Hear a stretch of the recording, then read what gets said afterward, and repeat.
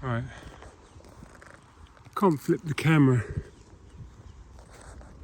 on an iPhone when you're recording a video. But this is the public right of way that goes diagonally across Moor Park golf course. And if you think that going through those trees is going to be the end of walking across the golf course, you'd be wrong. But it's very lovely up here. See if I can zoom out. Not very subtle, but there you go. There's the golf course. The clubhouse or Moor Park Mansion, Manor House. There's no one up here right now, so there are people playing, but not at this part of the course for whatever reason. Those who know the course well will probably say it makes sense because perhaps this is quite early on, fourth hole or something. It's getting a bit late and dark, I don't know.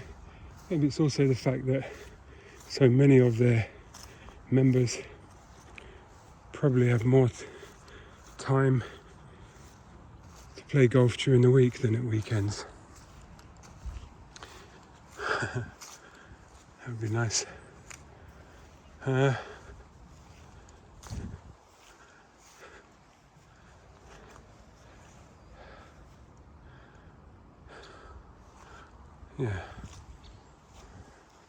So up through here.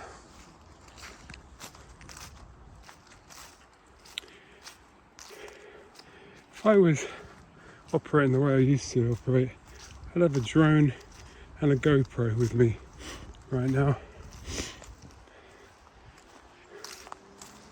But anyway, I don't know if the iPhone 14s are shipping yet. Guess they are, October, maybe any day or last few days, something. Kind of lose track now. But if that's the case, if they are shipping, and if they are in the hands of some people, then I don't even have the latest iPhone. How times change.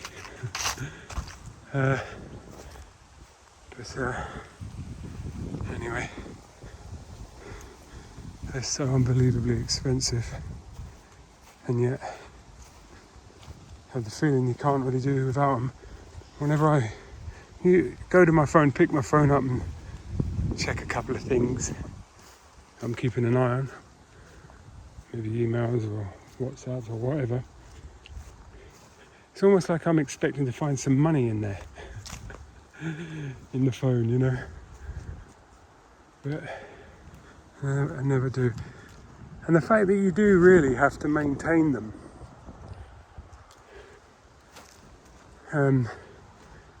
it reminds me of, what were those? There were these electronic devices where you had little, almost like little Pokemon, little digital creatures that you had to feed and look after, you know. It's like a computing device. What was that? It was about 10, 15 years ago, was it? Or a bit more, 20 years ago. And I just think that, you know, so you've got this electronic device and every so often you have to go to it and see what it needs. And it was almost like getting us in training for this, really, wasn't it? With your phone. Let's just check my phone. And you check it and, 412 emails in the junk folder. I suppose I better empty that. Better plug it in, battery's getting a bit low. Check my crypto. Oh dear.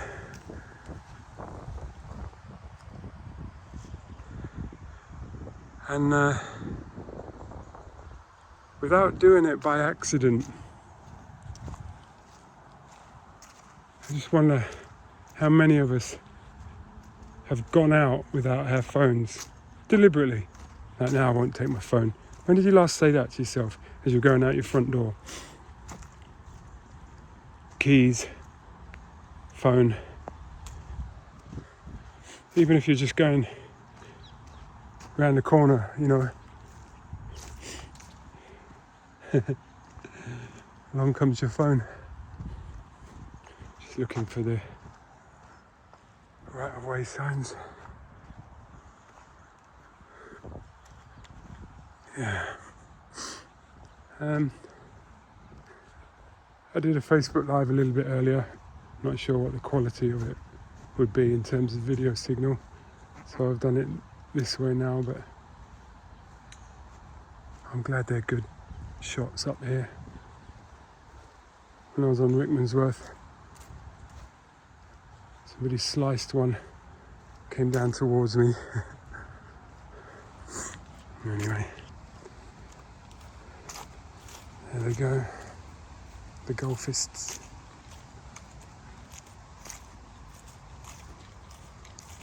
Not sure whereabouts it goes from here.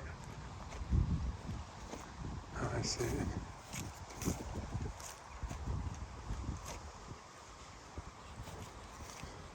Hello. Right. Yeah. You look like you want to say something. What are you filming? Oh, the public right of way. Ah, okay. Yeah.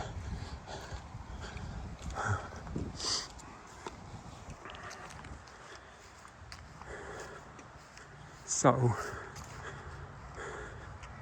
and yet not so.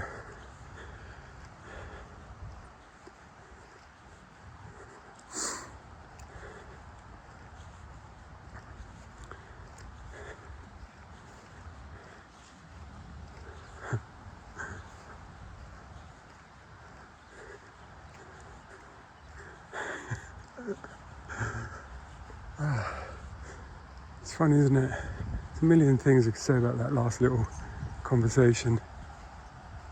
It's amazing how many different ways that conversation could go.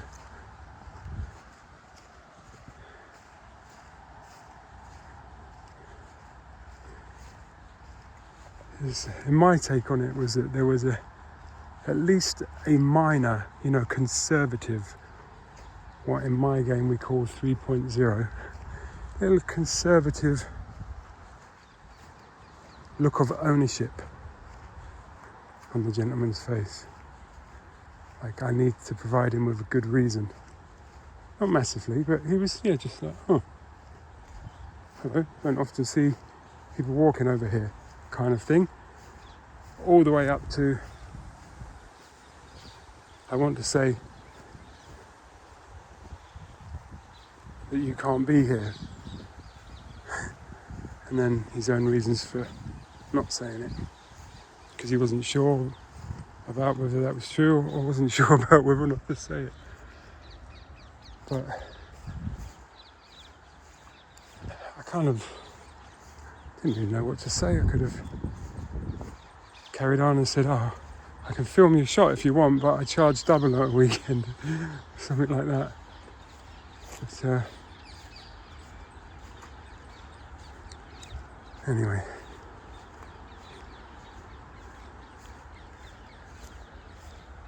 It is a public right of way, and I'm walking on it.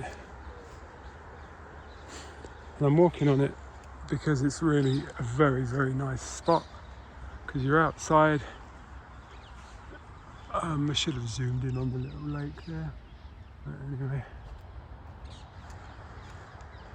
But I did consider that it would add some intrigue to my wanderings if I had a camera on the go. But, there's a friend of mine who has been a very interesting, almost like a hot topic for him in the last little while. The difference when you have a camera. If I was even to make that sort of square camera shape with my fingers, you'd get quizzical looks. I came over here with a mobile maypole, and whilst dancing around it, probably get less of a reaction. So anyway, for me, this golf course is really very aesthetically beguiling. I really like it over here. I'd love to walk around a bit more, but it's just not worth the hassle because it is private. And if it wasn't, I would want to do it when there's not anyone around anyway, because I'm not interested in getting in anyone's way if they're playing golf. But it really is, it's so nice. You can hear the traffic in the background, but it is really so nice over here. It's one of those sayings, where you could be anywhere in the world. Well, it doesn't look like Mount Everest, but you get the picture. Anyway, keep to the path, golfers playing from the left, all kinds of stuff. And then I might as well walk this out.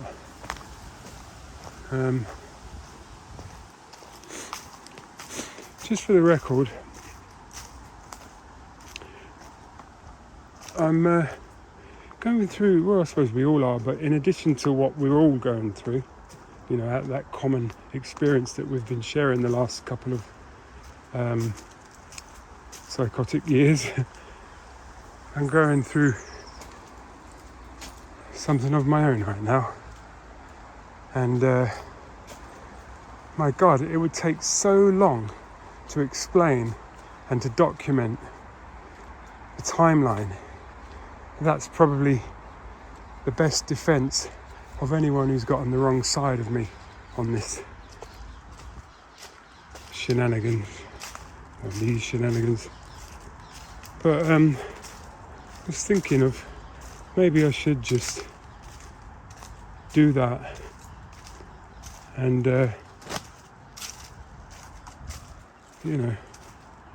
leave it at that. But it's amazing to have a situation where you have organisations on this earth that can't be corrected externally, can only be corrected by themselves, behave in a way that is not to be considered very righteous. And then you can't go anywhere for... Sorry, what is that? It's a bottle top. You can't go anywhere for help and reprieve. But it's remarkable what rights you have. And remember, there's two ways of looking at it. If you have the right to do something, that's because somebody needed to state that, so obviously it went under challenge at some point. It's like, for instance, no one makes up a law for something that nobody is doing. You can tell a lot about the culture of or the history, of a country by its laws. What laws has it had to pass? And if you read that Jews are not allowed to stone people before 2 on a Sunday, you think, what? There's a story in there somewhere. And immediately they would say, yeah, but we're allowed to be stoned any day of the week. And then people would argue over whether or not that was true or not, and whether or not, and then you just think, well, hold on. Nobody's doing any stoning. Stop the stoning. What's the stoning all about? Why are you passing a law? But you passed a law, so you've obviously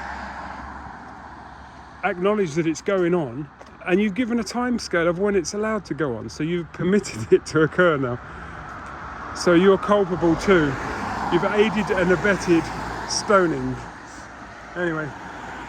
And then, of course, it's like, well, stoning's good under certain circumstances. No, it's not.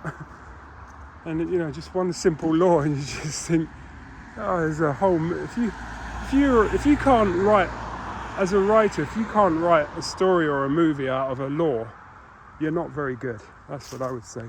So if you've got writer's block, go and find an old statute or an old law or something, and you know, even if it's a short essay, just scribble something down, get your imagination out.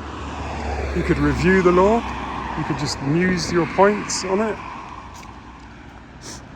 or you could just write some pure fiction. Anyway, there's the Green Man.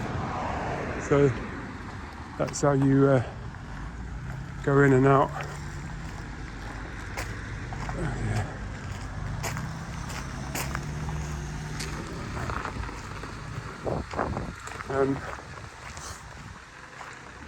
Of that right of way, so you go in and out of it.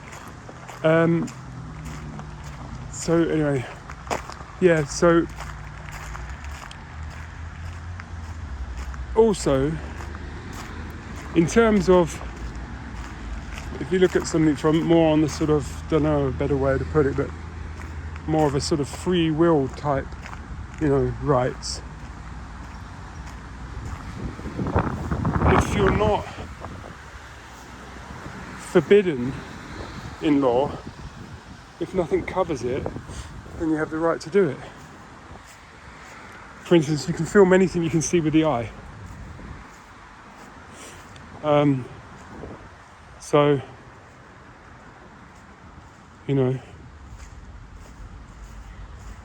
if something says, you see something that says no filming,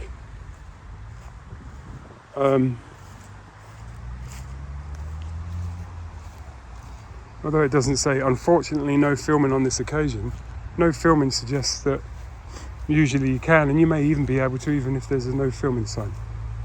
Anyway,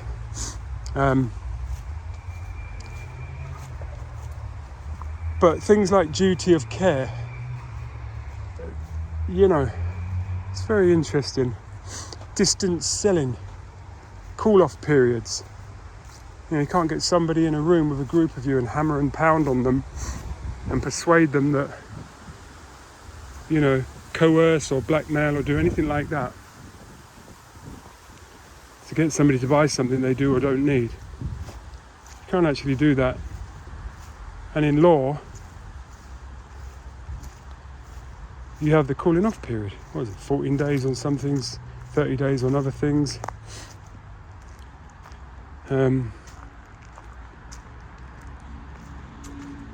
Imagine if you went to Sky, said, I want to take out satellite TV.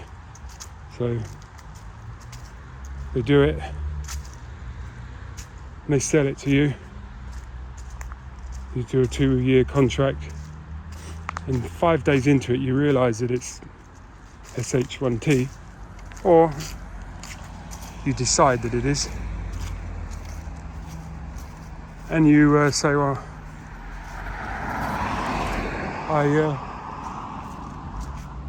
I don't want it. Change my mind. And they might charge you for the days that you did have it, but certainly the contract gets cancelled. And do you know what? They'd be more than happy to speak to you the next day about you subscribing again. You'll find that they won't turn around and say, right, you're never, ever, ever allowed to buy anything from us ever again until you apologise, put in writing a promissory note that you will never do that again, and do some community service and buy some of our products and give them away to the less fortunate, and then we'll let you. Interesting, isn't it? Anyway,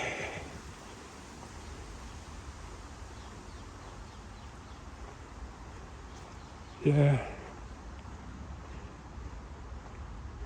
there's no surer way to make yourself a target than to commit some sort of perceived injustice on the part of the other person and deny them any right of recourse, or any meaningful right of recourse.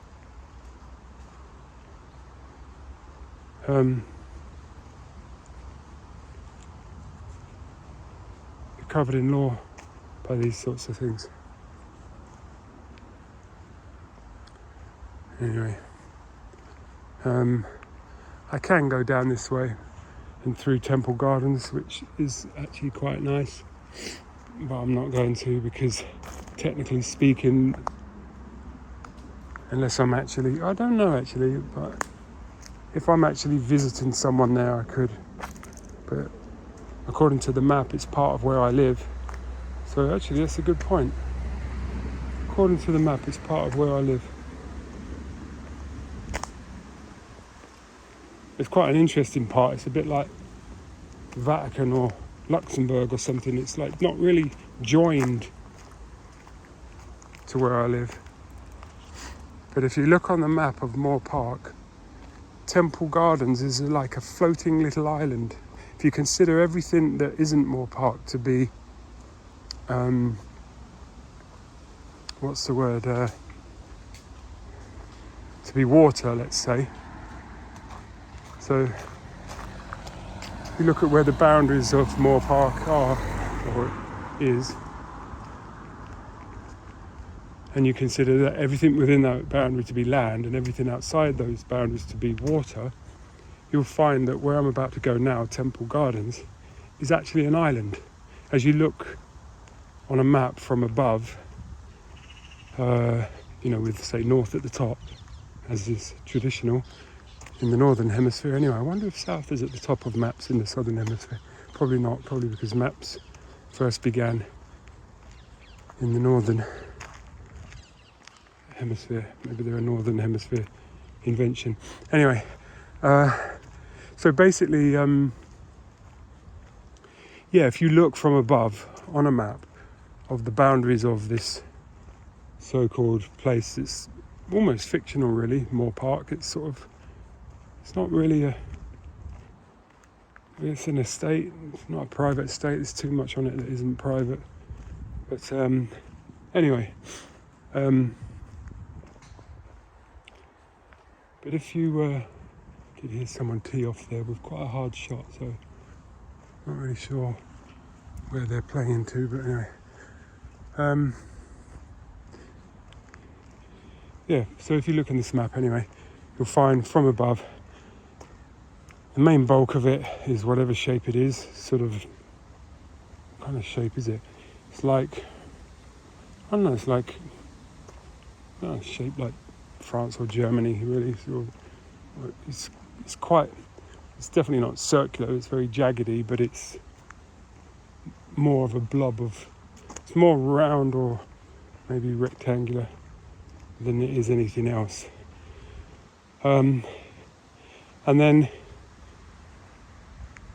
outside those boundaries to the left, so that would be to the west, slightly north, but slightly just into the northern side of Moor Park, and certainly to the west, is another little tiny blob that apparently is Moor Park as well, and that's Temple Gardens. It's a road of about 12 houses or something. They probably range, I've lost track these days of how much, but I don't know, I'd say 4 to, well, I would have said 3 to 5 million, but I saw a house the other day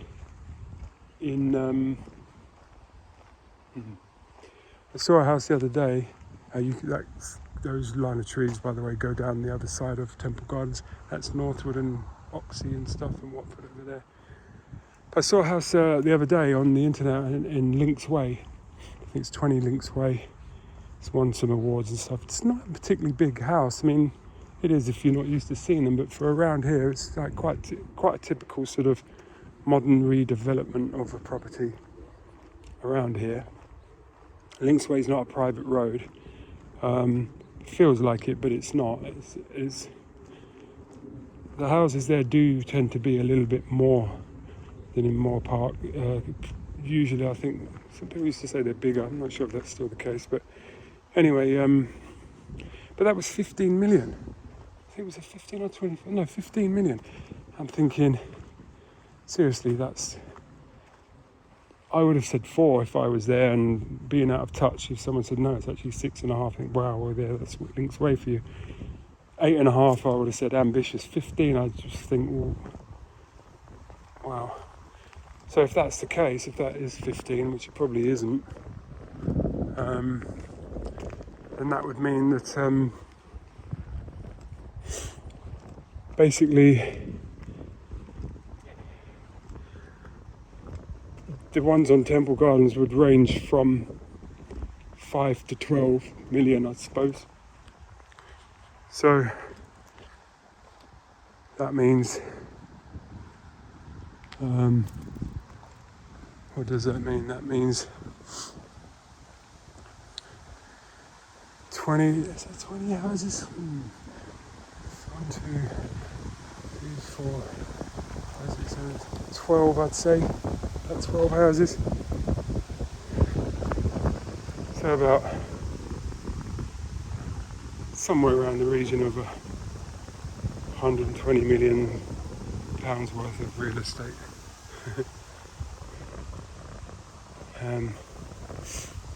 Yeah. Which is not to be sniffed at. If you look, actually, that house there, that's where I've just done a loop. That's where I almost like exited the right of way part of Moor Park golf course. Just to the right of that house, or those 2 houses, is where I never saw the other one before. I don't think I've ever seen, it's never registered with me, the other one. I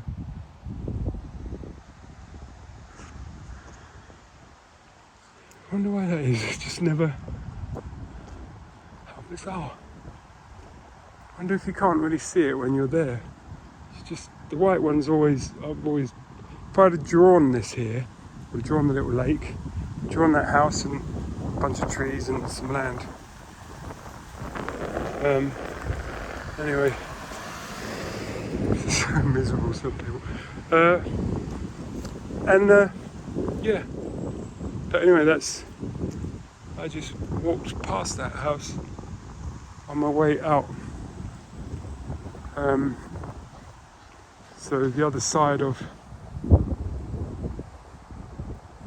let me just stop for a second. The other side of that little lake or pond is where a gentleman asked me, well, he didn't ask me, he said, I was just wondering what you were doing. Probably could have been a bit more pleasant, but I wasn't really in the mood. It was, I wasn't rude, but I didn't denigrate myself sufficiently to make him feel at ease. A chirpy little hello, and don't worry, I didn't get that shot in. It would have probably eased him off. I think he still would have known. What are you doing? So, just filming.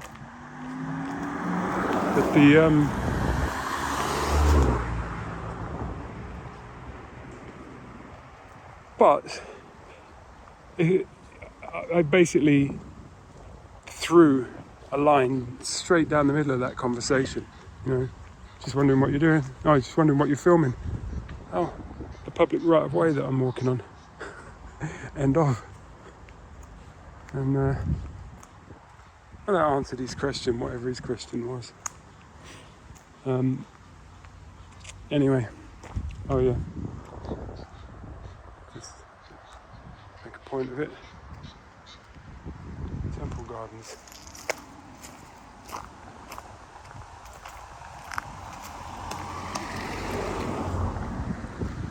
Gardens, there you go. Oh yeah, forgot about this. I think it's only in the morning that it's collected, once a day. Yeah.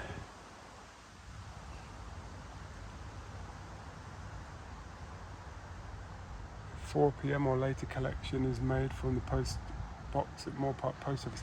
I think that's 5:30 down there actually. But anyway, 9 o'clock.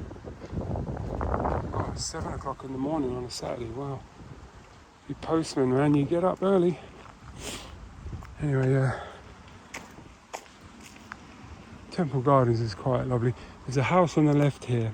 It's nice. It was for sale some time ago. I think the guy has moved out. He had a couple of Alsatians, which I remember. I might even have them on film, actually. I remember when they were little pups. Really lovely, 2 fluffy. I always tend to call them German Shepherds when they're fluffy, long-haired, scruffy-haired ones. But, it's the same thing. But I always think Alsatian, that's when the hair is quite shorter and very, very straight, But it's not true, and apparently you don't really know what they're going to be. But anyway, as they got older, they got noisier and a bit more of a concern for me. But he used to keep the gate closed and garage door open, and they were on some nice thick ropes.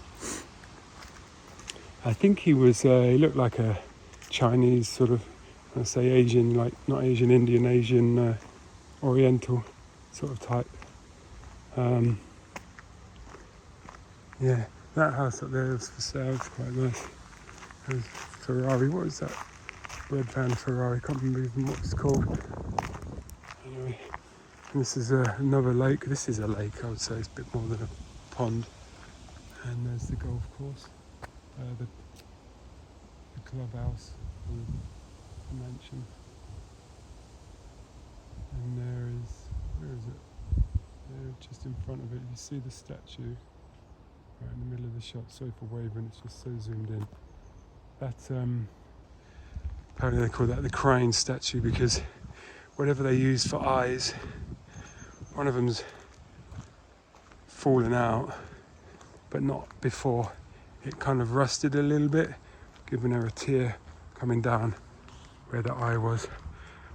And up there are some posts as in columns, pillars, like, Greek Acropolis type pillars, not pillows, that may have come from somewhere, because apparently there used to be a, what would you call it, like a folly, like a, not a bandstand, like a little sort of garden, well, I think you could sit on it, like a little, I don't even know what they're called now. Some sort of an outdoor, completely escapes me the words, outdoor hut, made of marble, or alabaster probably, it's certainly not marble, some sort of stone. This is my favourite house. It is something most people would find disgusting, but I love it. For some reason it reminds me of Hampstead, something you'd find up on the hill there. But I just think it's probably the highest house in Moor Park, and it will have magnificent views, 360-degree views of the golf course and Northwood and Rickmansworth and Watford, and this has been being built for years now. But anyway, yeah, and I just think that from inside, I mean, they had it up for sale or rent, and it ended up getting rented, so they didn't sell. I think it was up for $5.5 million or something, or maybe it wasn't as much as a couple of years ago or something. Anyway, that gave me a chance to look at some pictures of the inside of it, and it definitely looked very 60s inside, definitely needed modernising, unless you're absolutely even more stuck in that minimalist art deco sort of, whatever you want to call it, Frank Lloyd Wright or whatever his name is. You can go either way around this. I think I'll go this way around. There's a couple of houses tucked in here. So that's 9 Temple Gardens. So there's 9 houses then. I think there might be an A. So there might be 10. There's 7 some double glazing as well. So this as you see, just goes all the way round and back up, hence the name Gardens. So that's just back up where I've come from. But then you can do this little thing. Not sure how many people know about this.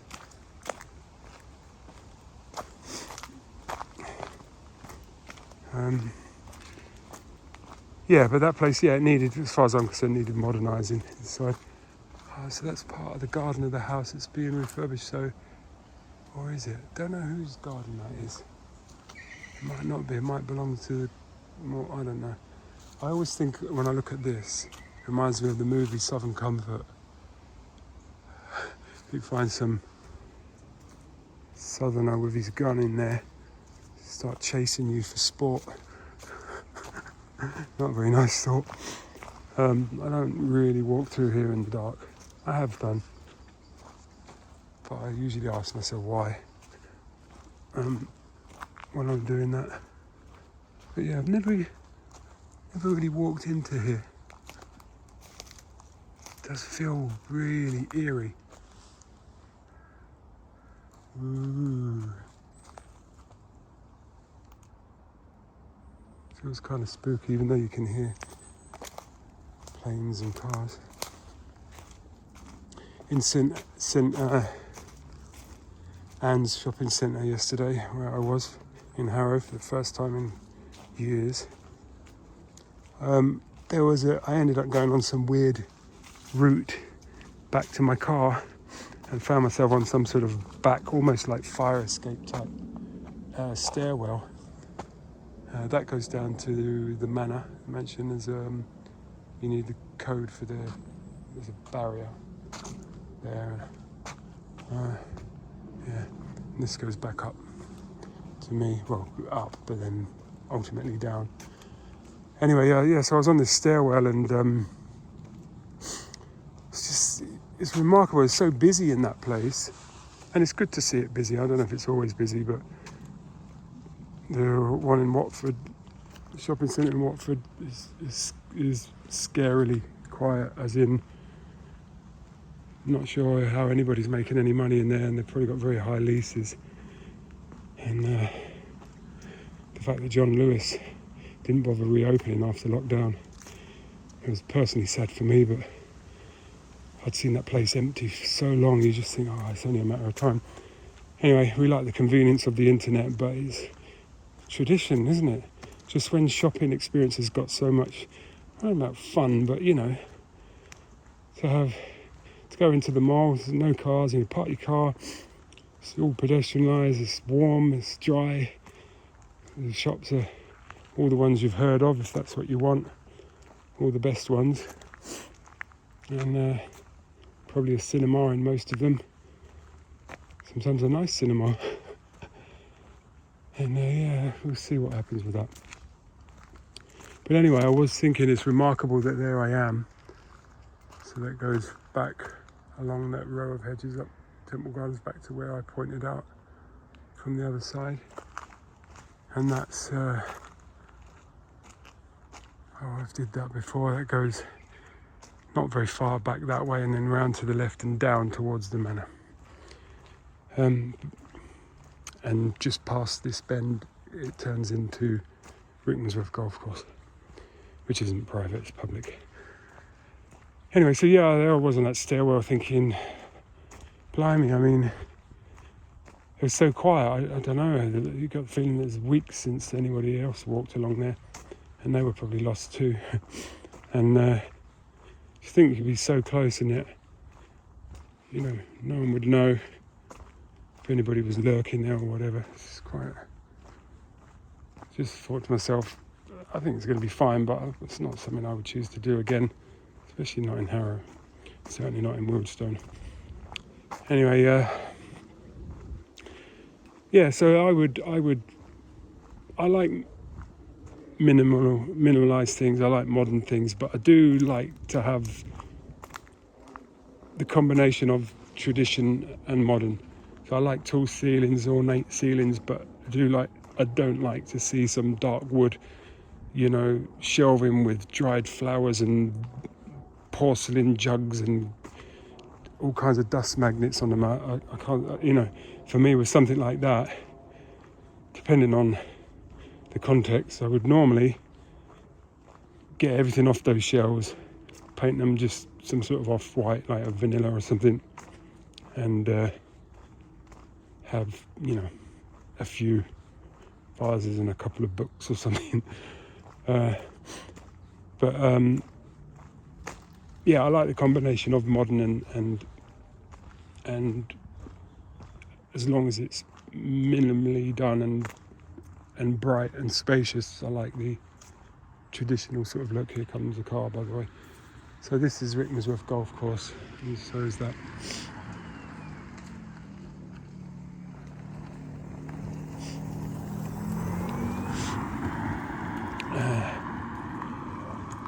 Anyway, so that would be my.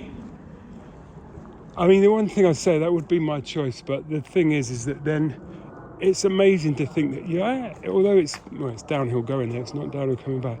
You are quite away from the shops on Moor Park. You are quite away from anywhere up on the top there. It's a good 20-minute walk, I would say, to the station.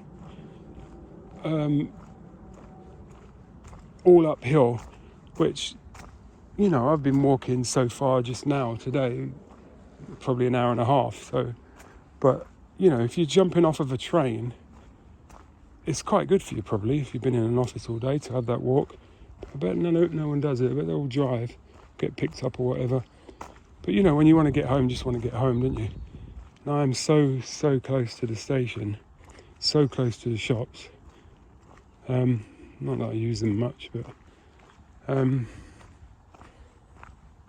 as soon as I think of moving, as well as it being multiple times the value of my property, you're also a thief magnet. You're also much more exposed. You know, detached properties, you've got 360-degree access to them potentially. They're expecting to find some Indian jewellery in there, which is a target for these magpies who come in their stolen cars from outside of the county, apparently, according to my neighbourhood watch narrative. And then, and you're, you know, well, you're in a lovely spot, but you don't have that much convenience unless you hop in your car. And years ago, when I was married, there was a lady who was selling a house in a place called Chipperfield, which has a really lovely pub called the Two Brewers. I always wonder if it's called the Two Brewers or the Three Brewers. It's called the Two Brewers. I'm thinking of the Three Compasses in Aldenham. But Two Brewers, a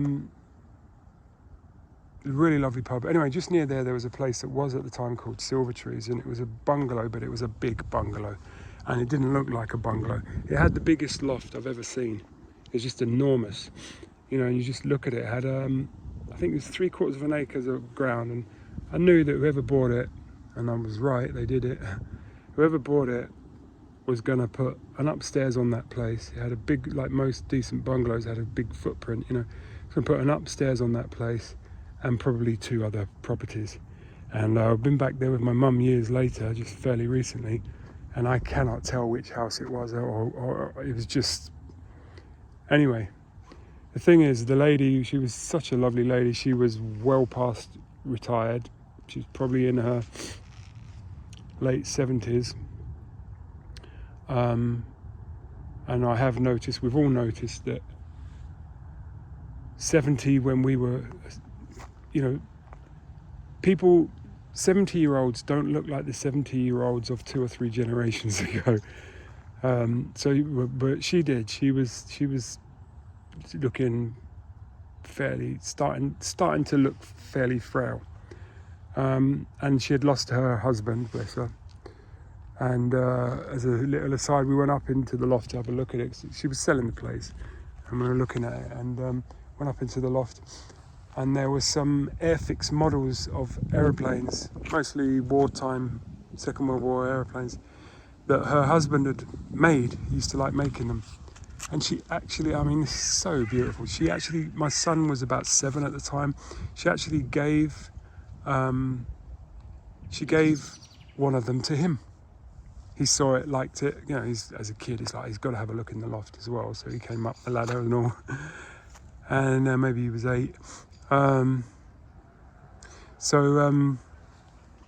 Anyway, she gave that. But the thing was, we were asking where are you going? Where are you moving to? And you know, usually you think, oh, she was already in the country, but you know, you think she's going even further into the country. You know, she said she's going to Baker Street.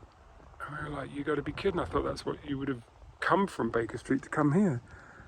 And yeah, my mum pointed out that she could understand why, and I couldn't really at the time, even though it's pretty obvious now. But the idea of when you're getting older is, you know, you don't go and move to a place at the top of the hill where the nearest bus route is half a mile of icy slopes from your front door. So the idea of her moving, as the moon, very nice, if I zoom in on that. The idea of moving into Baker Street, obviously in presume an apartment. I've actually lived in Baker Street for a while. Yeah, I did like it actually. Well, yeah and no, I did. I quite like the area, and the rest of it. But yeah, anyway. Let's see if I can get this. There you go. There's the moon.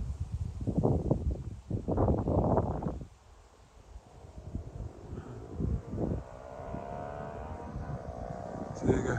So yeah, so that's what she was doing. She was selling up and moving, and there's a lot of money to be made on that if you were a developer, or if you had the inclination. If you could have. Maybe he completely knocked the place down, but had a really lovely sort of sitting room / garden room, and a little 1-bedroom annexy sort of thing, granny flat. But if you could have built the upstairs whilst living there, and built a couple of houses, and you could have built one of the houses back then, maybe if you built upstairs in that bungalow whilst building one of the other houses, you spend a year building one of the other houses,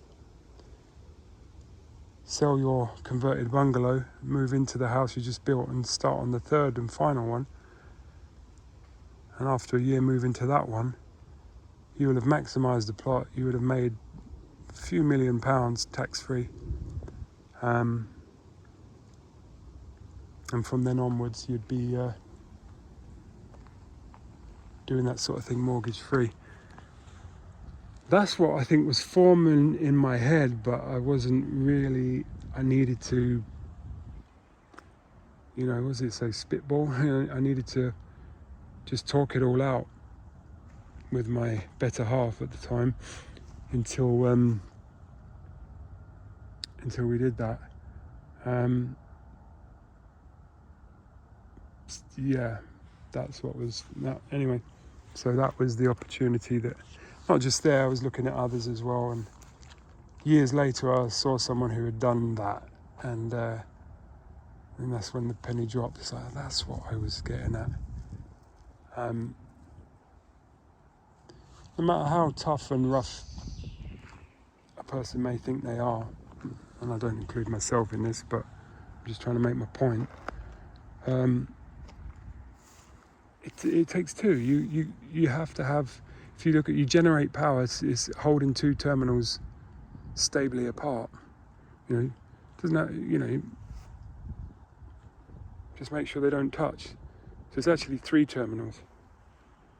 You've got the positive and you've got the negative. And the thing is, if the positive and the negative were just floating in the sky, they'd snap together and you wouldn't get any power. You'd get what's known as a short. People forget about the base. That's the thing that's holding the positive and negative apart.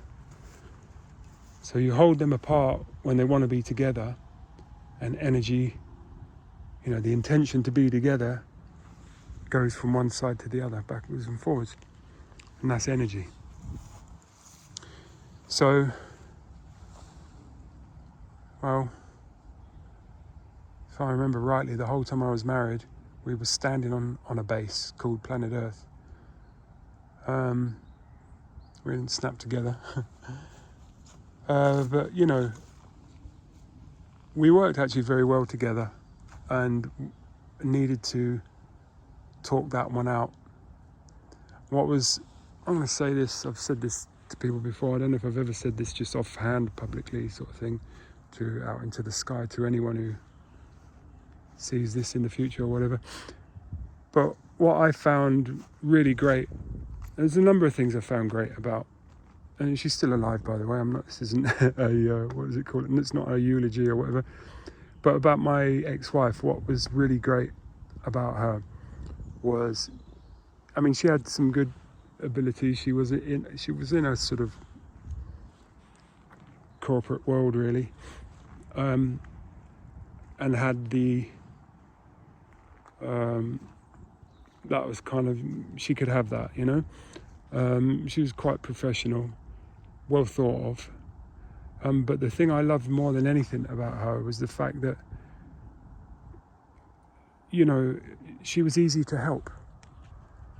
That was what was great, is that you could give her a little bit of information about something that she didn't have, and she could make something out. Like well, when you think about it, it's exactly as God made it, isn't it?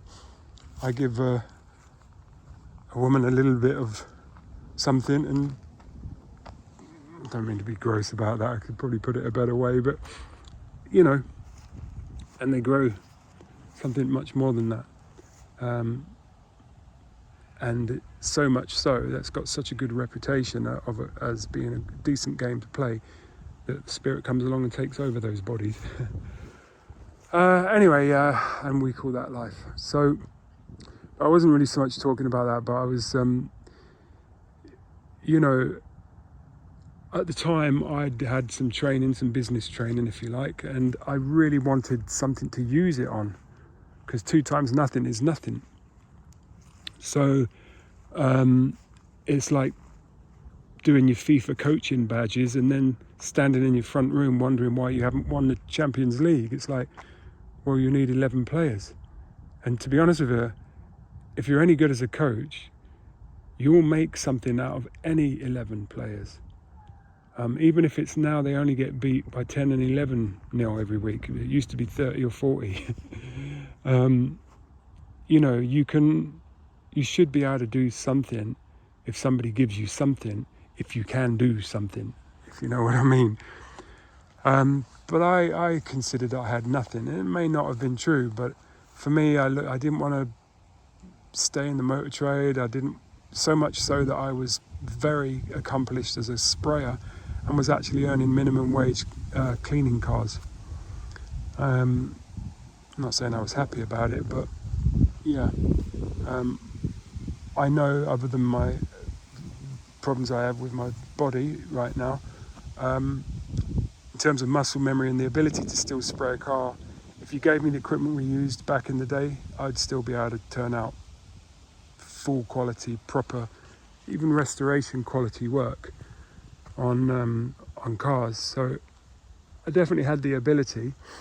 I'm quite unassuming actually, but I'm just trying to look in third person and just say I can spray a car quite capably. I still can. It's different now that you spray at much lower pressures, different guns and stuff. It might take me a few minutes to get the hang of the new equipment. But if I was given the exact setup that I haven't used for 30 years, except for one brief moment,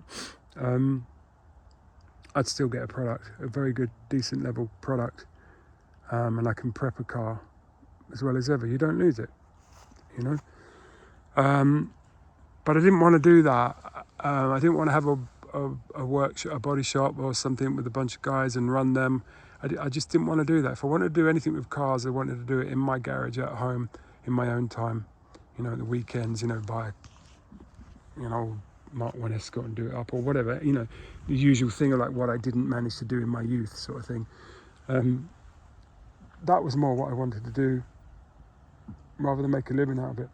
But I wanted to use these business skills that I had because I knew that they were crackerjack,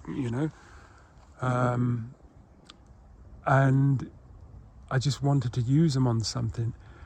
And don't get me wrong, I could talk about, the personal side, the love and all the rest of it of my ex-wife, but you got to get a day done. Regardless of that, that's all, I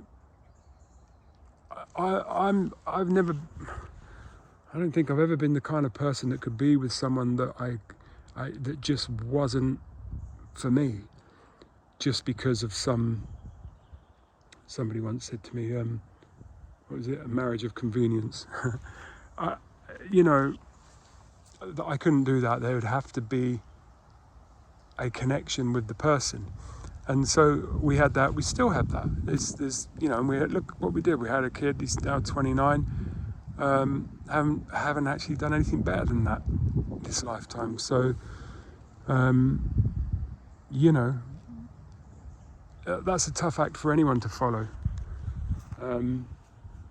for either of us. But anyway, and the way you handle it is by not trying to. You just have what you have with that person. What you have with that person is what you have with that person. It's not to be in competition with what they've had before.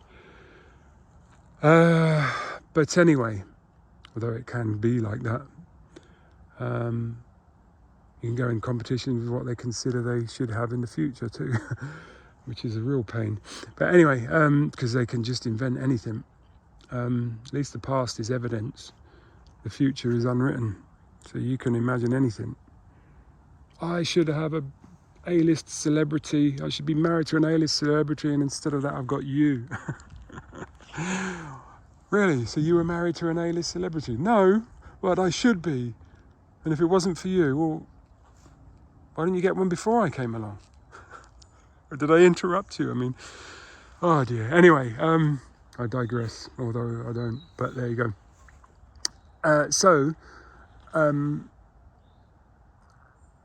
Yeah, but what the deal was with her is what worked quite well is that I looked at her and what she was doing, and I had solutions for the problems that she had. And you can't really solve people's problems for them, but you can give them the tools so that they can solve them for themselves. And so that's what I would do. And it is really, really, really satisfying on so many levels, because one, you've helped someone. Secondly, you've helped someone that's worth helping. Thirdly, you care about them. Fourthly, you're intimately connected and entwined in their world. And so it's bringing the family unit, if you like, or the household as it was at the time before we had Sam, is bringing that up, upscale, if you like, not just in materialistic terms, but in all kinds of ways. And,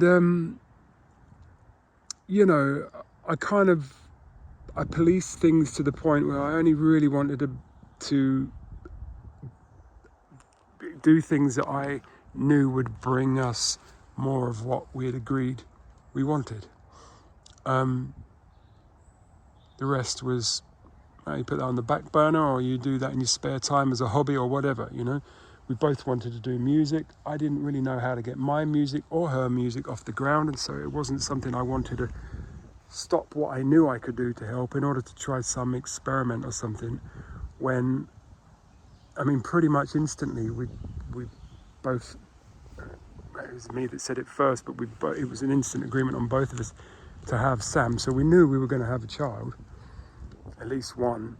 And like any couple, at that age and at that stage, you want to knock the ball out of the park. You think you just want to bring a sack full of cash to the situation.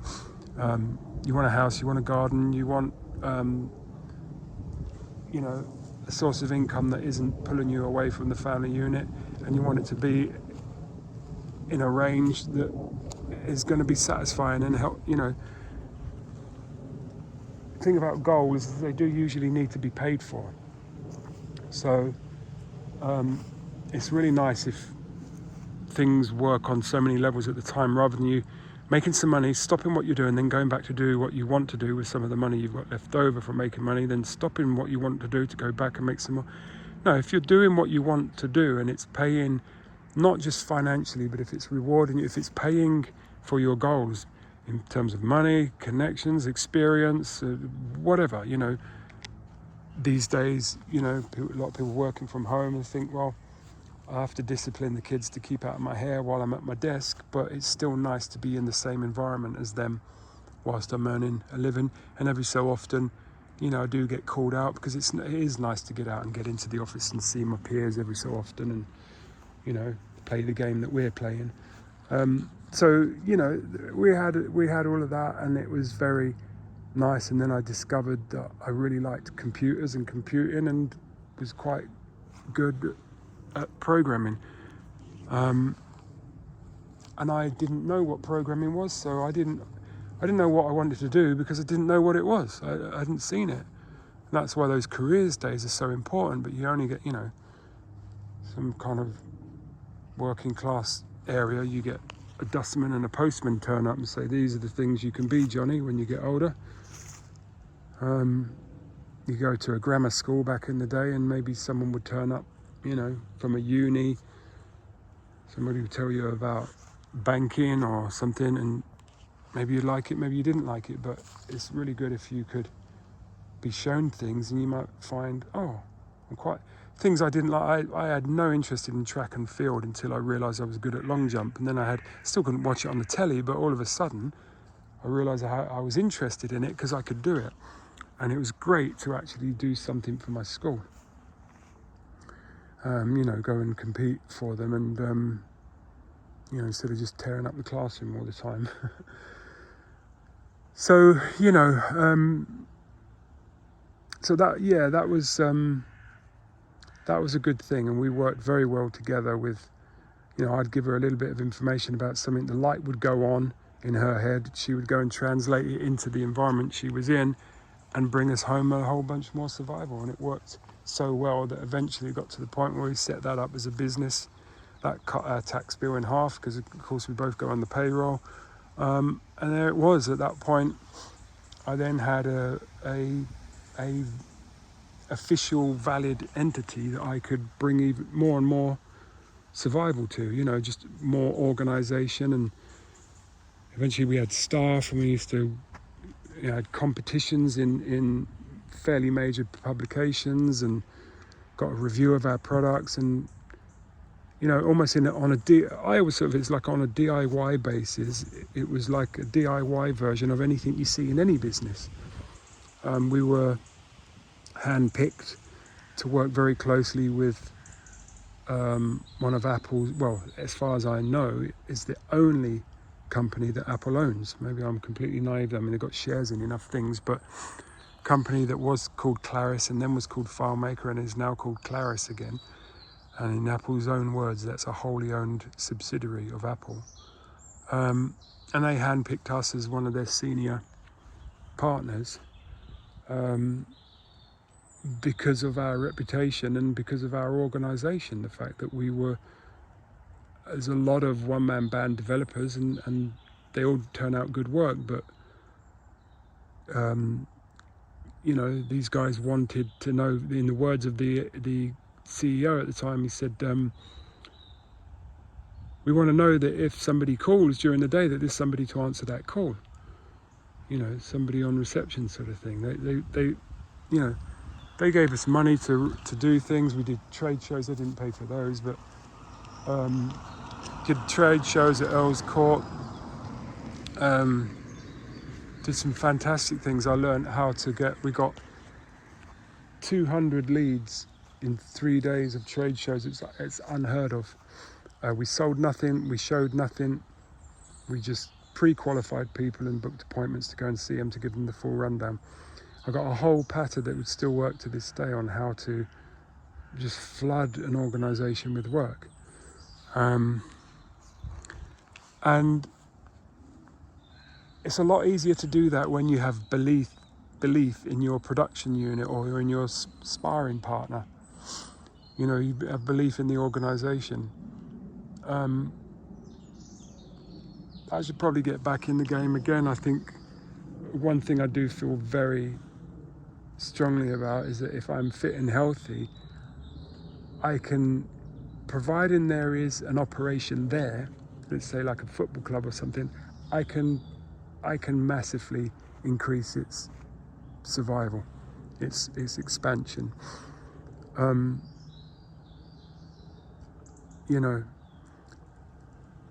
and perhaps I should, but the thing that I love the most of all is when you fall in love with something and you've got the tools to make it really prosper. So I think of that with football clubs sometimes. Usually it's the ground. I see a football ground and I just think, I love these guys. I love this stadium. I want to help this team. And, you know, that works, for me, that works from one person up, as in, you know, if I see somebody I believe in, I can usually do something very, very tangible, very noticeable, and very quickly to pull them up by the bootstraps. And I have a lot of very tangible evidence of that. The biggest piece of evidence I have probably is the amount of abuse and snide, frenzied slashing attacks that I've had over the years from remarkable sources, really places that absolutely should know better. But nobody attacks something they're not afraid of. Always remember that. If you're getting attacked, you're doing something right. It's one of the most uncomfortable backhanded compliments you can come up against, really. But then you just look for, you have to deal with it.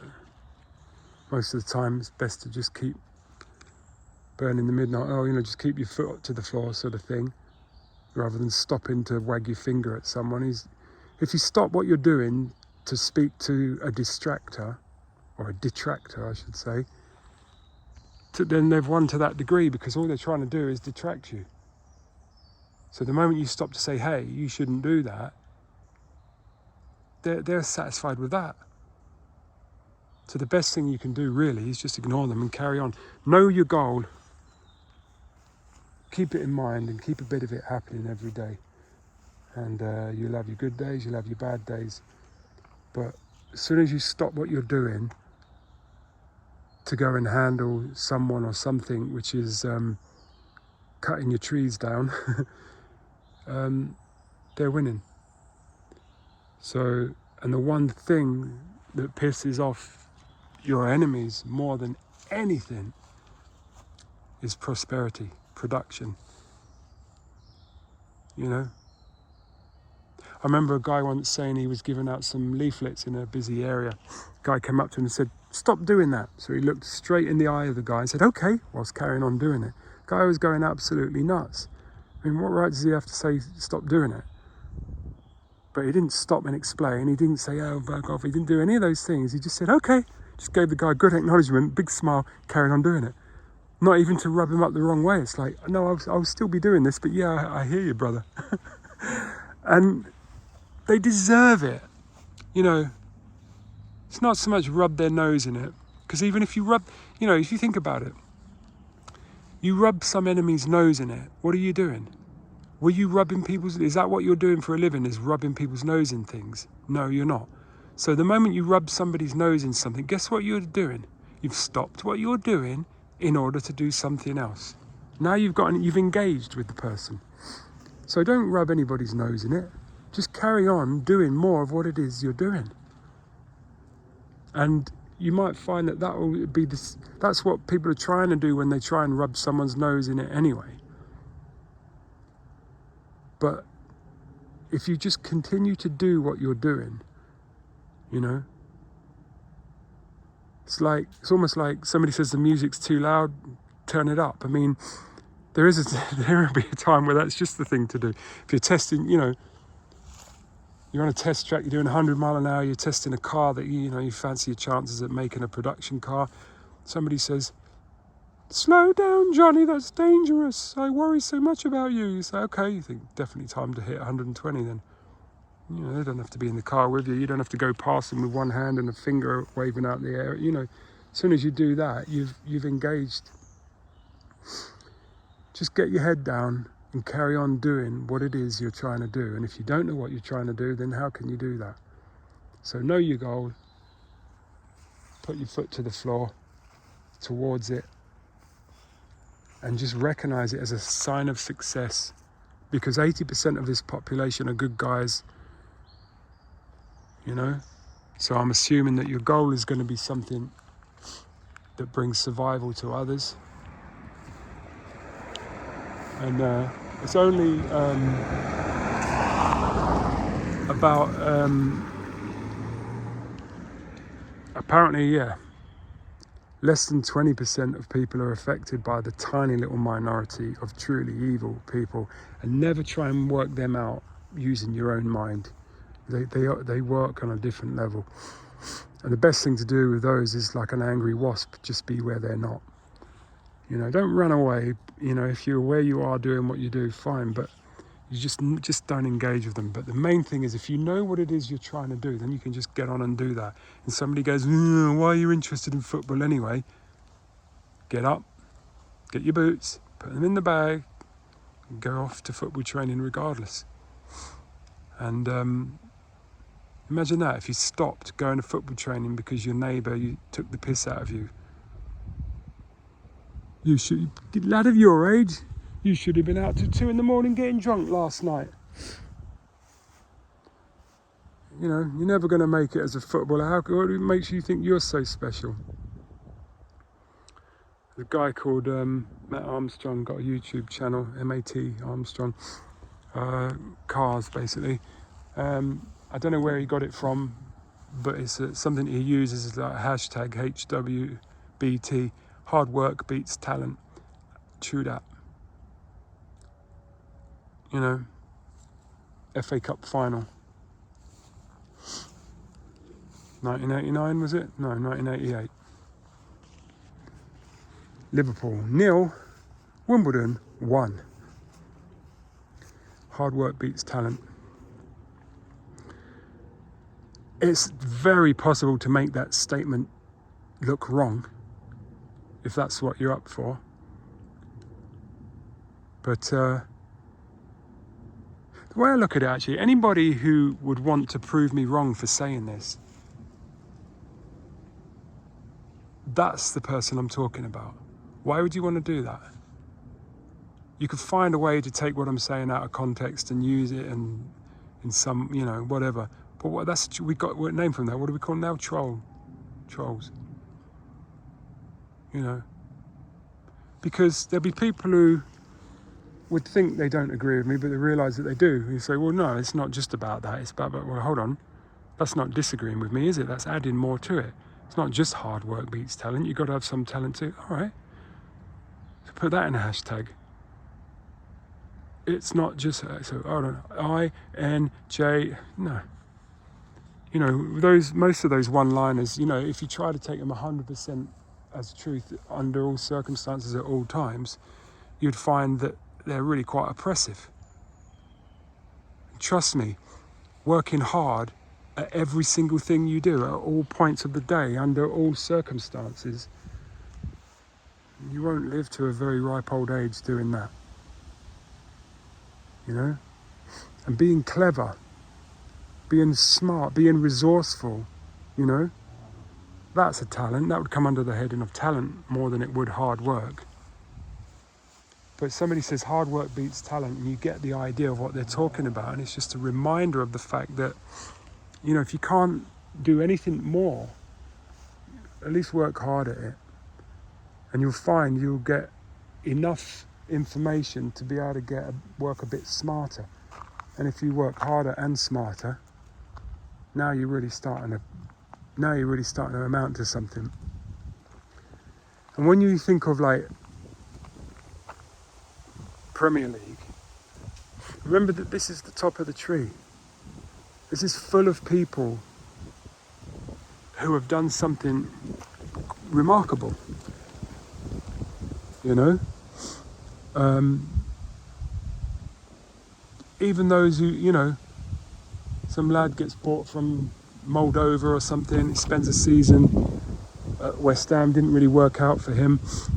It probably could have done. And is he going to be lousy? Was he like, he was 24, sitting at home on the dole, and then one day West Ham came knocking and said, we reckon you could probably kick a ball around. And a year later they said, oh no, we were wrong, sorry. Do you think that's his story? So I would say have your goal. Know what your goal is. And I'm telling myself, you know, I listen to my own advice, rightly or wrongly. Sometimes you just operate out of some sort of touchy-feely, ferreting around in the dark sort of thing on your goal. You don't really know what it is, but you know sort of something feels right and something doesn't. Well, that's all right. And you don't want to get your goal wrong or turn it into something it isn't. But it's so much better if you can cleanly state to yourself what it is you're trying to do. And then if you can lay a glove on it, if you can lay a finger on it, if you can do something about it, you'll start to learn what else you can do about it. You know, found when I do this, it kind of works a little bit. Okay, do 2 times this. It works even more. Do 10 times that. It doesn't really work anymore. Okay, so you need 2 times that in order to get that part of it done. You know, you're learning, but you have to know what are you actually trying to achieve here. And just because somebody else has said it before doesn't mean to say that you don't want it. Doesn't mean to say you haven't named it. But also works the other way around. Just because somebody else has said it, or just because everybody else is saying it, doesn't mean to say that it's what you want. You know? The American dream. Just because others have said it, just because it's famous doesn't mean to say it's your dream. But just because so many other people want it doesn't mean to say it isn't yours. It's independent of that. It is what it is. What is your goal? Your goal is your goal. It's not what it should be, what you think it should be, what someone else said it should be, what it shouldn't be because of, what it can't be because too many people are already doing. Your goal is your goal. And it's a whole lot easier to face up to it than it is to tiptoe around it, blaming everything but, you know, well, blaming yourself even, but no point blaming yourself when you know. You just got to do it. So, and it's a bit like there's a war saying, isn't it? You know when you're over the target, when you take the most flak. In other words, if you're up there in the sky in a plane, where is the sensitive area of the enemy? Well, where do you get shot at the most? Well, when we're over just to the left of that bit of land there. Right, so they obviously don't want you going over there. So it would sound to me, unless they're trying to throw you off track, that would sound to me that that's where your target should be. They're defending something heavily, you know. And in a similar kind of way, if you find yourself coming under attack from someone, you just got to find a way to keep going. Trolls are clever.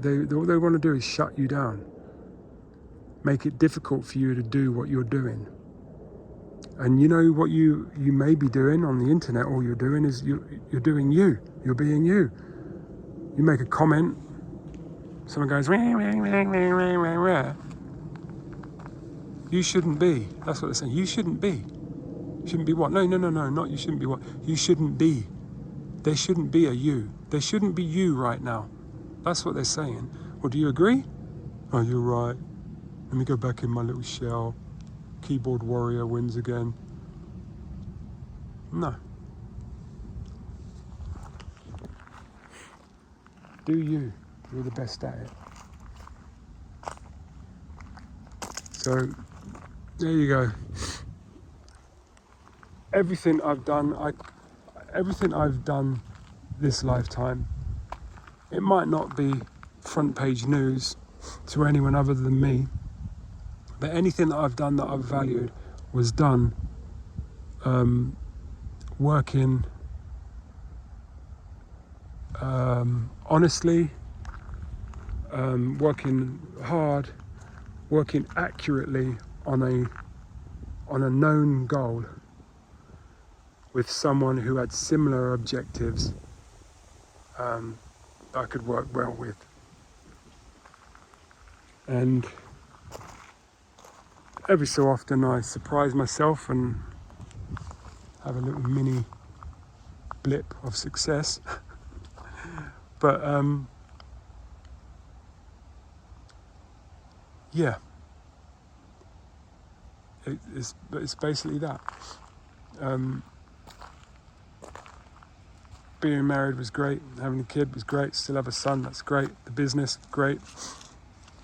The standard of living I had, the place I bought, all came from that time of working together with someone who was capable and had similar goals. We worked together on it. The wheels came off. Don't know how much longer we would have stayed together if it hadn't have gone the way it went. But the way it went was basically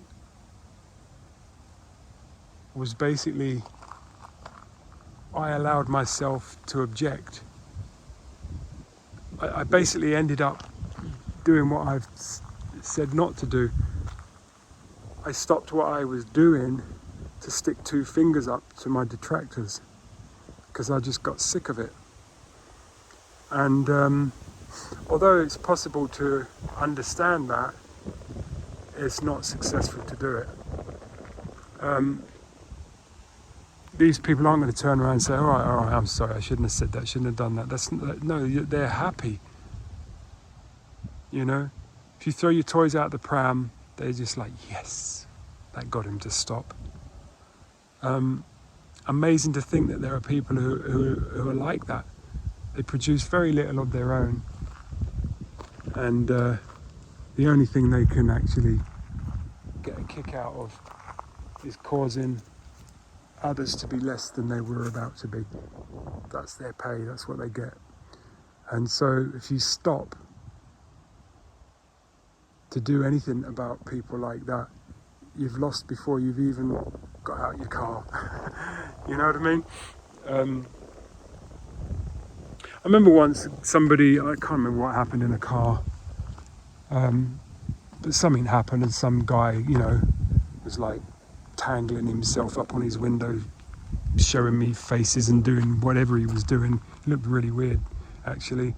I probably look the same when I've done that, but anyway, he was giving me some load of whatever, and he gave me the hand, you know, wink, and I looked at him, and I just went, I know. I was like, yeah, I am. I'm a wanker. Bye. You're right. And I just remember he was like, yeah. So yeah. And guess what? 20 seconds later, he was out of my existence. He was gone. And I don't even think I've thought of it until now. I don't even know what popped in my head. And it must have been 20 or 25 years ago. What should I have said? No, I'm not. You are. Or, oh, I'm sorry, I didn't see that. I just really, if you could just forgive me, because I need your approval. So, yeah, hold on. I'm driving along. I may or may not have done something that's worth a toot of the horn or something. But this guy's gone psychotic in a car next to me. And I'm supposed to be impressed by that. And it's like, well, yeah, whatever you say I am, I bet you're right. That's what I am. Bye.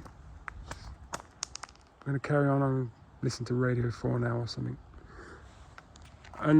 But it was gone. It was, you know. I had one time a guy. I mean, why did he? I was in like a 5 Series BM, mid-range 5 Series. Got the badge on the back. Anyone who's a petrol head would know the performance of the car that I was in. And this guy pulls up, and he's in a sort of pimped out SL AMG Merc. So I got a car that was around 8 seconds to 60. He's got a car that's about 4.5 seconds to 60. Probably faster. He's probably done a few things to it. His car was probably worth mine was probably worth 8 grand at the time. His was worth probably 80 or 90 grand. And he was there and he had his little trophy girl next to him. And I was at Park Lane. I was up at Marble Arch, I think it was. Which way round is it? Hyde Park Corner, Marble Arch, the top one. Yeah, Marble Arch.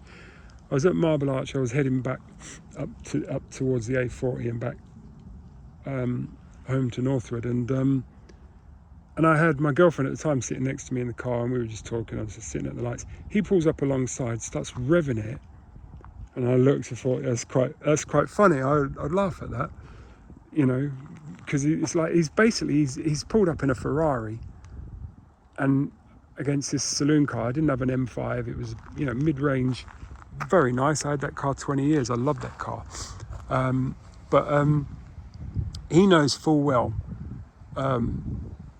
How, you know, my car, he wouldn't have known this, mine had about 210, but from standard 193 horsepower, his car about 550, and he had a 5.5 litre V8, I had a 2.8 straight 6, so his engine was twice the size of mine, plus it had a supercharger on it as well, and it was a 2-seater convertible, and he's come up, and he's probably got upset when I think about it now, because around that area there's probably things that were quicker than his. But anyway, he's given it large, but it wasn't as a joke, and it wasn't even out of enthusiasm. He was like, I didn't even know this guy, never seen him, came out of nowhere, pulled up alongside me, and he's pretty much sticking his fingers, you know, saying, yeah, fuck you, wanker, and your shitty little car.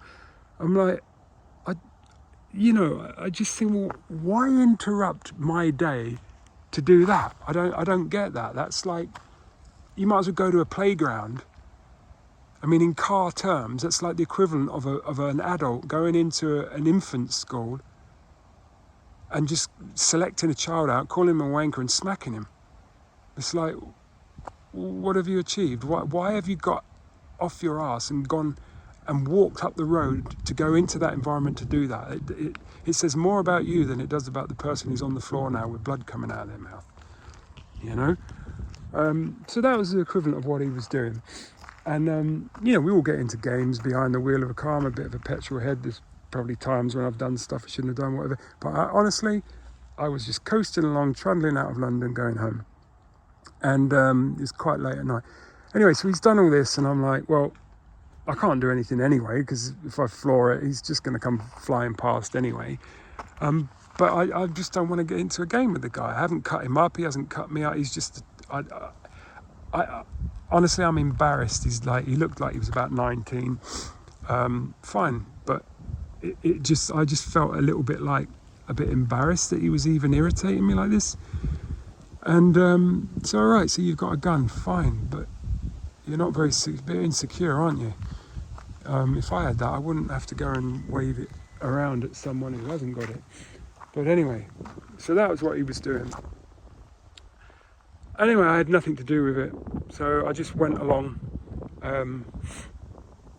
went away from the lights around Marble Arch, a few hundred yards. There's another set of lights, but then I did a left onto, don't remember then, at Bayswater, isn't it? Bayswater Road, or whatever it's called, the other side of Hyde Park. Just going along down towards getting on the A40. So I've gone off just normally. He's shot off, screeched off past me, you know, gone flying. I think he might have even given me the finger or something like that. And this for all the times he couldn't do that. Probably someone in a 520i once beat him when he had a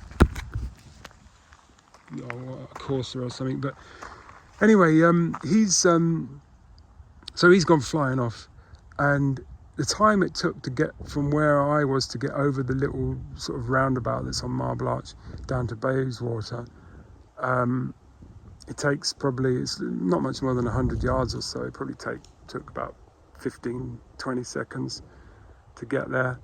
And he went flying off, he went down Bayswater, and I was sort of just going normally behind him. When I got round the corner onto Bayswater, there he was with the police car with the lights flashing. He was already getting out of his car, and the girl I was with was laughing uncontrollably. I mean, it was like something, the sort of thing you see on TikTok or something now. I mean, it was just so ridiculous.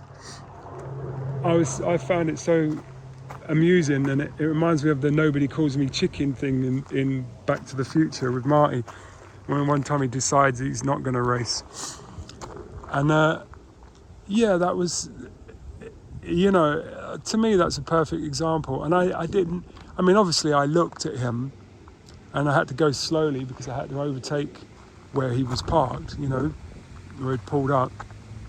So yeah, I didn't give him any weird faces or anything like that. I just stayed the same as I was. But to me, that was a great example, because had I have gone for that bait, that would have been the pair of us, or maybe just me and he would have gone past. Maybe it would have been me that got done, whatever. And, you know, but regardless of whether he got pulled over or not, the best thing of all about that situation is the fact that I don't know him. I still don't know him. He's nowhere around me. He's not a neighbour. He's not an acquaintance. I have nothing to do with him. He has that, or he behaved like that. Maybe he's like that still. I don't know. But he's gone. It's gone. It has no bearing on my existence whatsoever. And that's what I'm talking about.